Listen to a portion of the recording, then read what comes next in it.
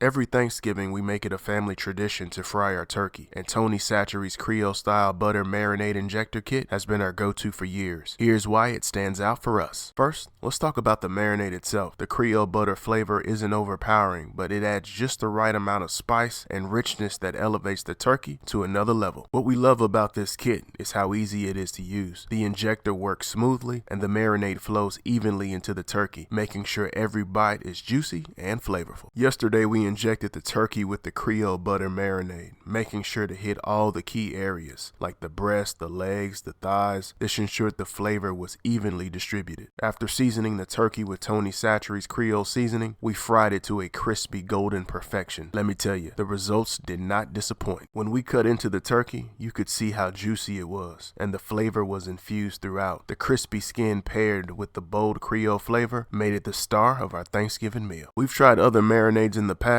but nothing quite matches the simplicity and the bold taste of Tony Chachere's. If you're looking to take your turkey or really any meat to the next level, definitely give this product some consideration.